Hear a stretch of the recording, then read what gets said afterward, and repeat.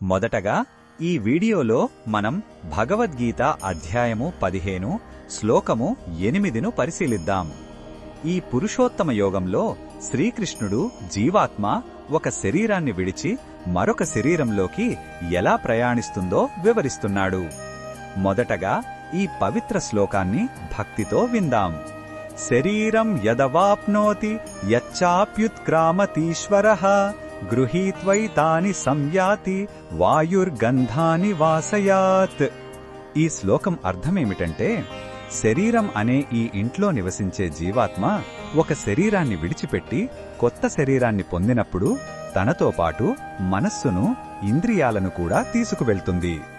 గాలి పువ్వుల మీద నుండి వీచినప్పుడు వాటి సువాసనను తనతో ఎలా మోసుకెళ్తుందో అలాగే జీవాత్మ కూడా తన వాసనలను, అంటే తన సంస్కారాలను, అనుభవాలను తనతో తీసుకువెళ్తుంది. ఈ శ్లోకంలో ఉన్న భావం మనకు ఏమి చెబుతుందంటే, మన మరణం ఒక అంతం కాదు, అది కేవలం ఒక మార్పు మాత్రమే. మన భౌతిక శరీరం నశించినా మన సూక్ష్మ శరీరం అంటే మనస్సు, బుద్ధి మరియు మన వాసనలు మనతోనే ఉంటాయి. మనం ఈ జీవితంలో ఎలాంటి గుణాలను, ఆలోచనలను పెంపొందించుకుంటామో అవే మన తదుపరి ప్రయాణాన్ని నిర్దేశిస్తాయి. ఈ బోధనను మన దైనందిన జీవితంలో ఎలా ఉపయోగించుకోవచ్చంటే, మనం మన ఆలోచనలు, మాటలు మరియు పనుల పట్ల చాలా జాగ్రత్తగా ఉండాలి.